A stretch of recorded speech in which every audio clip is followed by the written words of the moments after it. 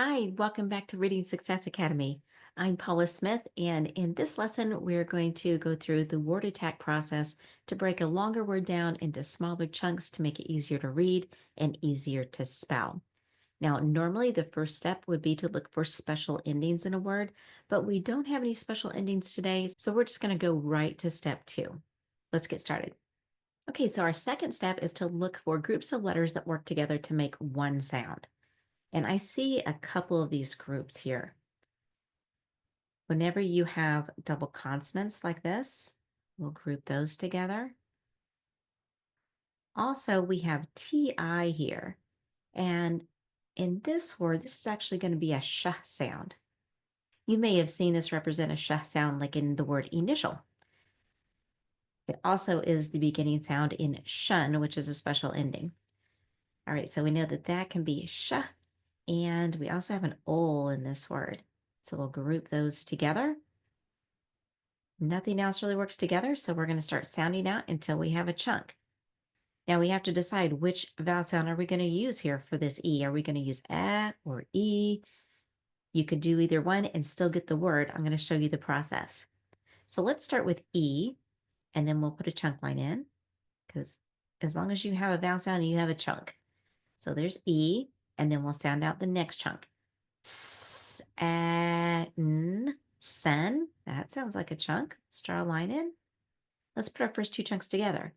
Esen, esen. And now we'll sound out that last chunk. Shol, shol. Put those three together. Essential, essential. Now, if you thought, we'll just keep putting some more sounds into this first chunk, you may have started out even with an sound here, and that's just fine. You may have said S, and then put your chunk line right here. And then when you blended it together, you would have gotten essential, essential. Now, some people pronounce it essential, others pronounce it essential. So either way, you're going to hear that word coming together. So you can start out with an E sound and switch it to an S sound if it doesn't sound quite right to you as you're blending the chunks together. All right, let's look at the definition of this word and how you can use this in a sentence. Now let's go ahead and put our eye stoppers in here first. We'll mark this up so it's easier to spell. We have E, sen, and shol.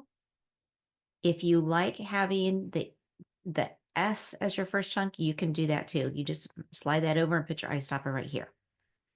And I am going to switch colors while I group together two letters that make one sound. I think I'm going to go with a rectangle on this one because these other two groups are going to be a little curvier. Every time I change a color or change a shape, it gives my eyes an opportunity to focus in on something different about the word. Now, both of these letters are tall letters, so I'm going to group those together like this.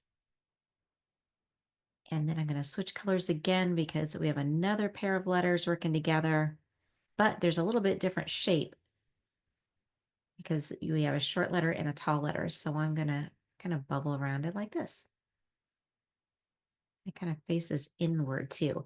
And that's a clue for you that you're going to need a short letter and then a tall letter for that ol sound. That will rule out the LE spelling of the word. Or it can also rule out your IL spelling of ol, like in pupil, because it would be a tall letter next to another tall letter. Essential is an adjective. It's absolutely necessary or extremely important. And you could use it in a sentence like this. Water is essential for all living organisms to survive. That is a fact, isn't it? Okay, that's your word attack word for the day. I will see you tomorrow for another lesson. Bye.